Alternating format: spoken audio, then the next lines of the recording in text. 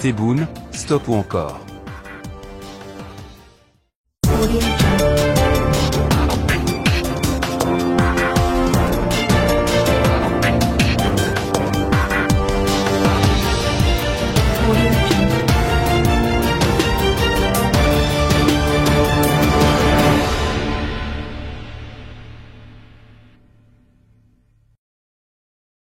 La vie politique algérienne était déjà brumeuse et compliquée comme l'est une dictature militaire avec ses gouvernants de l'ombre et ses façades de pouvoir illusoires, et elle vient passer un autre niveau dans la gestion opaque et l'art de la manipulation.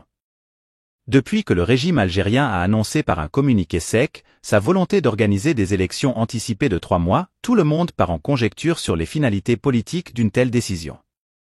Pourquoi alors organiser des élections à 3 petits mois seulement avant la fin légale du mandat de Tebboune si c'est pour redonner un second mandat au même président et assurer une continuité du pouvoir avec la même équipe?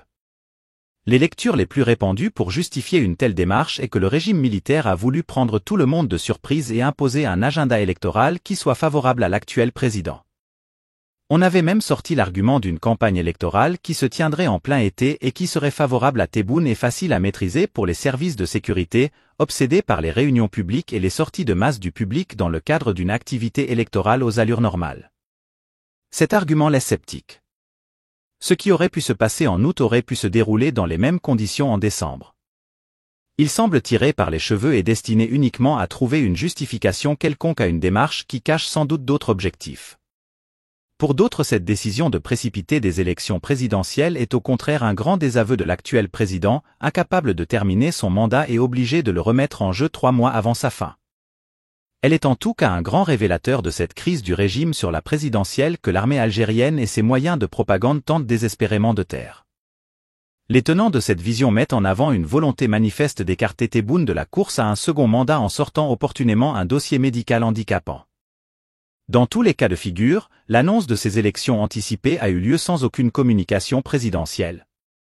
Ni discours du président Tebboune, ni explication officielle pour éclairer les enjeux de cette démarche. Juste une annonce comme un couperet qui tombe sur la tête des Algériens. Ce qui augmente cette impression maintes fois justifiée que le vrai pouvoir est détenu par des cercles militaires occultes et non à la présidence de la République.